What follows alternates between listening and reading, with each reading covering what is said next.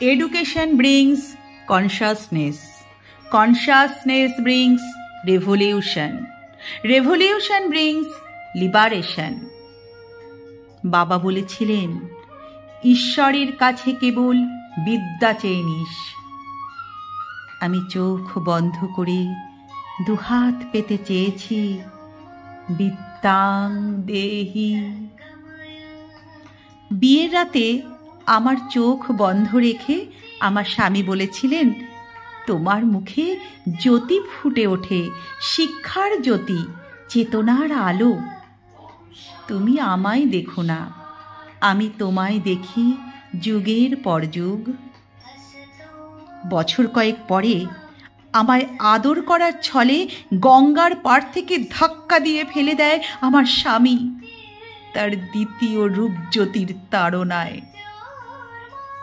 আমি সাঁতরে সাঁতরে টেনে হিঁচড়ে শরীরটাকে এনে ফেলেছিলাম অনেক দূরে।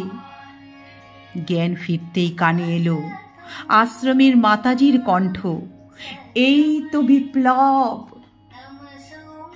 আমি উঠে দাঁড়ালাম, সারা শরীরে সাঁতার তখনও। দেবী মূর্তির সামনে দাঁড়িয়ে চোখ বন্ধ করে বললাম, বিদ্যাং দেহি। আশ্রমের মাঠের ঘাস কাটলাম, সন্ধ্যায় আরতি করলাম। আশ্রমিক শিশুদের খাতায় মাথায় বুকে ঢেলে দিলাম আমার অর্জিত বিদ্যা। মনে মনে ভাবলাম, বিদ্যায় মুক্তি কই, শ্বাসে সুখ কই। অপেক্ষায় আরো বছর পাঁচেক। প্রশ্নটা রইল গোছানো। আশ্রমের মাতাজি গত হয়েছেন। আমি পথে পথে ছুটে গেছি, কুড়িয়ে তুলে এনেছি ফেলে দেওয়া কচি প্রাণ। তাদের হৃদয়ে বাতাস দিয়েছি, ঘর দিয়েছি। সংবাদপত্রে আমার ছবি কথা জলজল করেছে রোজ।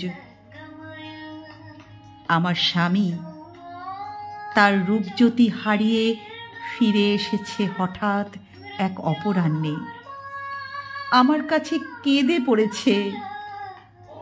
আমার শিশুরা ছুটে এসে রুখে দাঁড়িয়েছে, খবরদার, আমাদের মাতাজিকে স্পর্শ করার স্পর্ধা দেখাবেন না। আমার শ্বাসে সুখ, চিবুকে হাসি।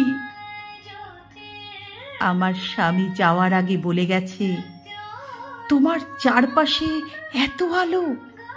আমার চোখ ধাঁধিয়ে গেল। ক্ষমা করতে না পারো, অভিশাপ দিও না।